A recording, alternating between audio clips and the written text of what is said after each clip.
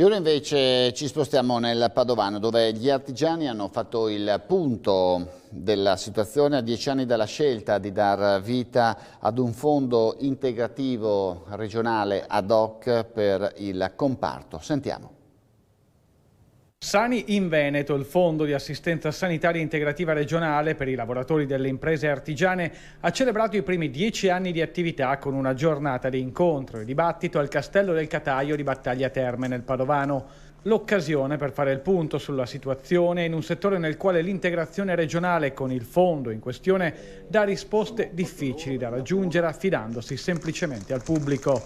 Oggi il ruolo della sanità integrativa è sempre più importante, vediamo che la sanità pubblica sta affrontando delle sfide molto complicate, dopo il Covid è in forte difficoltà e quindi un sostegno in più a lavoratrici e lavoratori del settore è fondamentale per garantire una qualità della vita.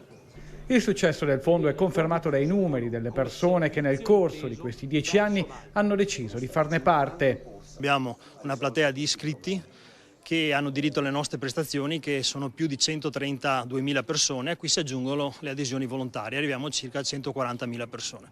È una grande platea che permette al fondo di fare delle economie di scala e di garantire delle prestazioni pur mantenendo il contributo versato dalle aziende molto basso. Una platea che interessa 30.000 imprese per un totale di quasi 500.000 di persone alle quali, specie nei momenti di difficoltà, sono state erogate somme importanti. La necessità di avere un fondo appunto autogestito che abbia la possibilità di avere risorse a disposizione anche in momenti gravi, come è successo durante la pandemia o durante il Vaia, che ci hanno permesso di ritornare al territorio una parte dei soldi raccolti, circa 8 milioni, per consolidare la forza, per dare maggiore sicurezza, per dare maggiore assistenza ai nostri iscritti.